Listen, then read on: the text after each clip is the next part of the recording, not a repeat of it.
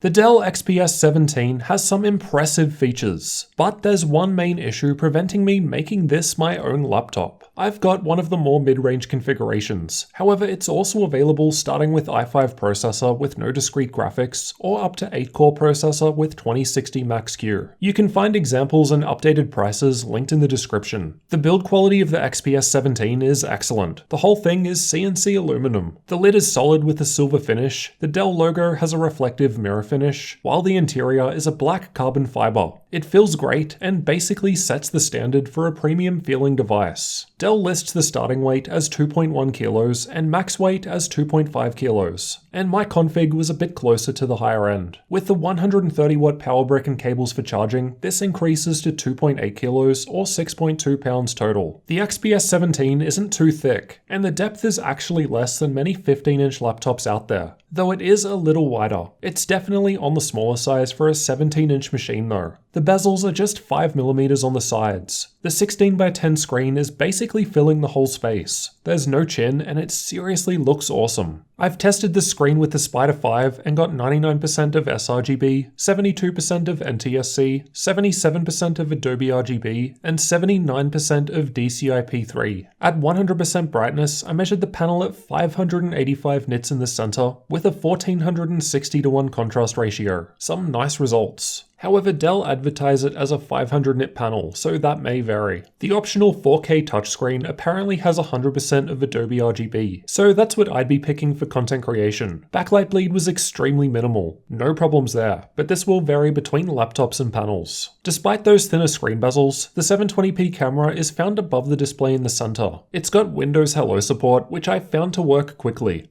The camera's pretty average, but the audio sounds pretty good, and when I type on the keyboard, you can barely hear it at all.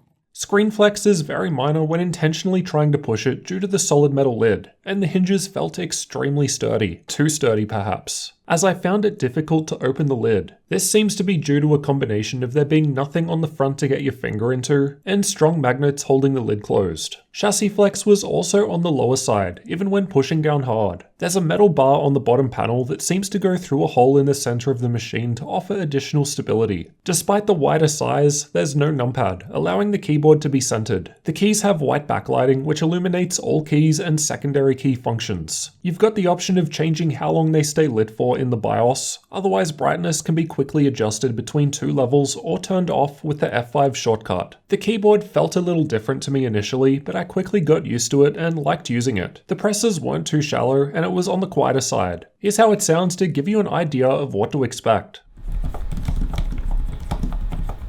The top right button is the power button. It's right above backspace, and the Windows default is to sleep the machine if you press it, so you might want to change that setting in case of accidental press. The key is unmarked and is also the fingerprint scanner, which I found to work fast and accurately. You might not need to use it as a power button though. By default, when you open the lid, the laptop automatically turns on, which makes sense. Chances are if you're opening the lid, you want to use the device, but you can disable this through BIOS. The precision touchpad is huge. It's extremely smooth to the touch, clicks down anywhere, and works well. Mine wasn't loose like others have reported in the XPS 15 either. It was great to use. The palm rejection seemed good too. Even if I intentionally start moving my hands onto it while typing, I don't get interrupted. Fingerprints show up on the black interior, but due to the finish, they're harder to notice compared to, say, a matte black design. The textured finish made it a little harder to clean with a microfiber cloth, but it wasn't too difficult. On the left from the back, there's a wedge lock slot and 2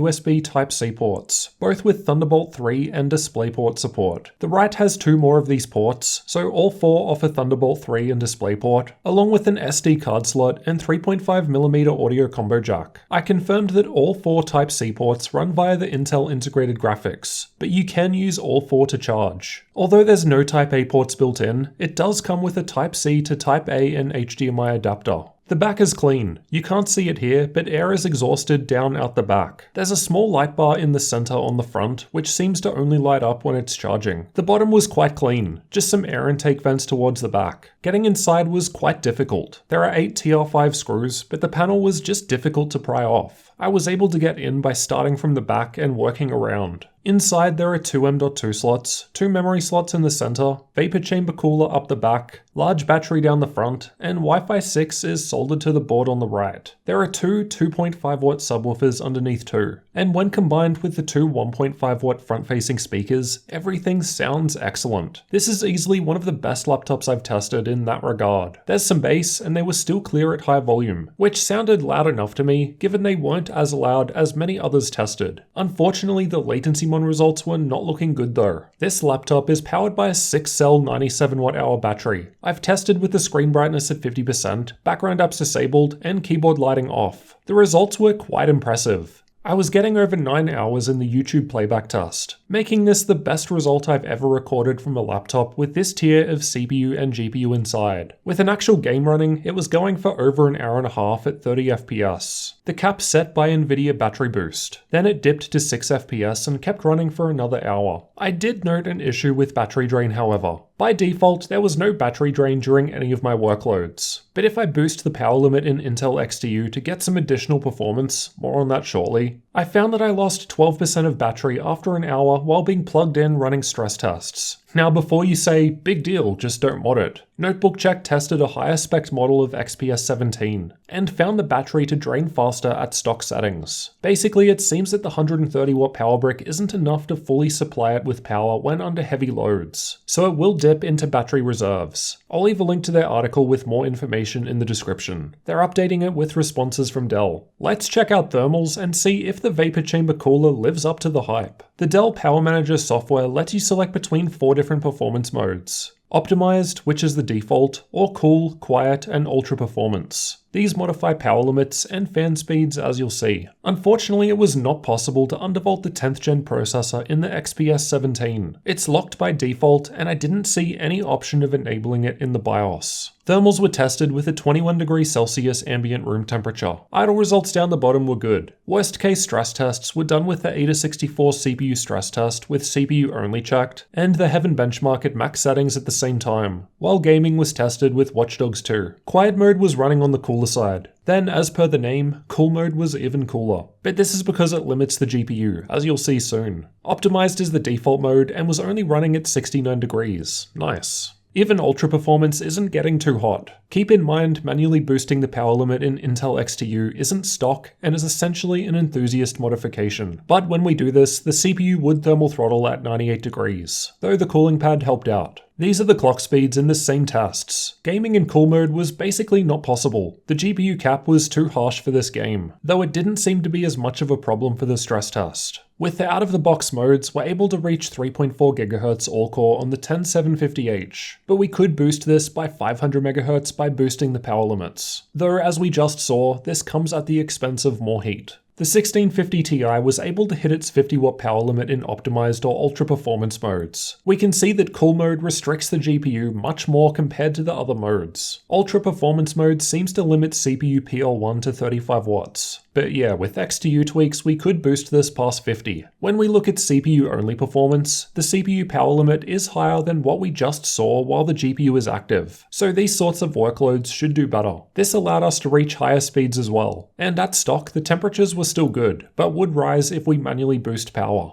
Here's how the different modes perform in Cinebench. Compared to earlier, there wasn't much change by manually tweaking the system. It was already doing quite well here with the default modes. The 10750H is a little behind the MSI GP75, as I was able to undervolt that one. However, check out the single core performance from the XPS 17. It's doing a fair bit better than those near it in multi-core performance. Based on the information in the PC World series with a Dell thermal engineer, it seems like Dell give their systems a preference to lighter, more bursty style workloads, which they say better represents most of their customers' use cases. Whereas most of the testing I do is long-term and hits many cores at once as I aim to show a worst case. We can see this looking at some of the Cinebench scores over time. The first results start out better, but then drop down over time as boosting periods end and things start warming up. As for the external temperatures where you'll actually be putting your hands, at idle it was quite cool and getting to the usual 30 degrees I usually see. Quiet mode with the stress tests is about 10 degrees higher in the middle of the keyboard. Cool mode is a bit cooler, but as we saw earlier, the GPU performance performance is lower here. In the default optimized mode, it's back to around 40, and then a bit warmer in the highest ultra mode. The middle felt fine on the keys, the back was approaching hot, but you shouldn't need to touch there, so no problem.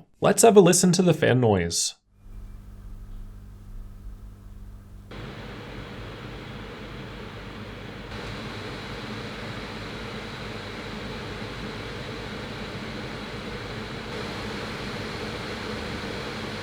It was silent at idle. With the stress tests going in the same quiet mode, it wasn't too loud. A bit higher in cool mode, which was similar to the default optimized, while ultra performance pushes it a bit more. Honestly, not bad at all compared to the 50 to 55 decibels I usually see with gaming laptops. It seems that Dell is prioritizing a cooler and quieter machine at the expense of some performance when under heavy load. Although not a gaming laptop, the hardware inside should allow us to get some gaming done. So let's compare it against some other laptops. The XPS 17 has a 16:10 resolution, but I've tested its 16:9 for comparable results with my existing data. So expect a bit worse with the proper 1920x1200 resolution. In Battlefield 5, I've got the XPS 17 highlighted in red. It's closer to the bottom of the stack due to the 1650 Ti graphics. And although it is able to come out ahead of the GTX 1650 options, the 1650 Ti and the TUF A15 was doing a bit better just above it. These are the results in Far Cry 5 with ultra settings in the built-in benchmark.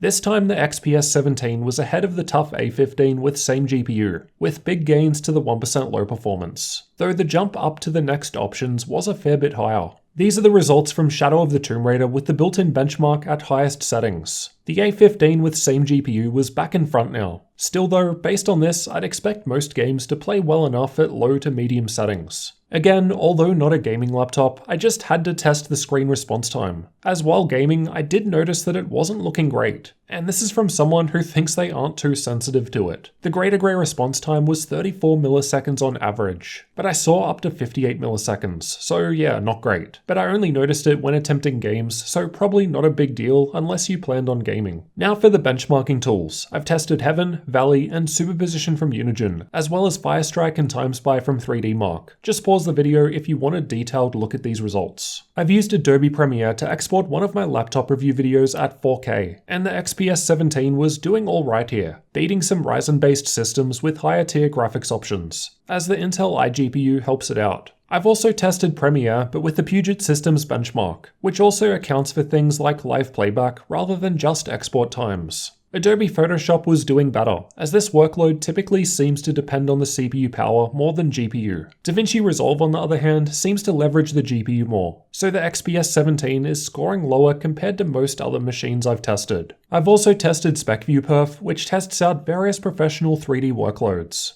I've used Crystal DiskMark to test the storage. The 512GB NVMe M.2 SSD was performing well, and the SD slot was basically maxing out the read speed of my card. However, the writes were much lower in comparison. I suppose this is less of an issue though. I presume the majority of people will be using it to dump footage rather than writing to it. The SD card sits most of the way into the laptop, but does not click in. For updated prices, check the links in the description, as prices will change over time. At the time of recording, in the US, the XPS 17 starts from $1,400 US. However, for the better CPU and graphics that I've got, it's $1,900, while the fully spec'd out option is $3,000. Here in Australia, we're looking at about $3,000 Australian dollars for the entry-level model. My spec is $3,900 Australian dollars, while the max spec here is listed at $5,400 Australian dollars. And it doesn't even have the 8-core processor or RTX 2060 Max-Q graphics. So yeah, definitely quite expensive. With all of that in mind, let's conclude by summarizing the good and bad aspects of the Dell XPS 17 laptop to help you decide if it's worthwhile. Overall, I think the XPS 17 is an excellent machine. The build quality is great, and the screen looks amazing. By having such thin bezels, it's able to use less space and doesn't end up too much bigger than some 15-inch machines, though it is still a bit wider. But this allows for front-facing speakers that sound fantastic. While it is possible to play games on it, the slow response time doesn't make this a great experience. But it's not designed to be a gaming laptop, so I can forgive that. The battery life was great, the keyboard and touchpad worked well, and I thought the performance was reasonable if you consider that Dell are prioritizing a cooler and quieter machine, which seems fair as it's likely targeted towards professional use. However, there is room for some performance mods if you don't mind running hotter. There were only a few things I didn't like. The battery drain isn't great, but may only be noticeable in heavier loads with a higher spec configuration. Opening the lid was a little awkward due to the lack of space to get your finger in. Soldered Wi-Fi isn't optimal, but at least it's Wi-Fi 6, so should last for a while yet. It would have been good if undervolting was an option. And although Type-C is clearly the future, depending on your peripherals, the I/O might take some getting used to. At least it comes with a dongle though, but I suppose for the price you'd hope so,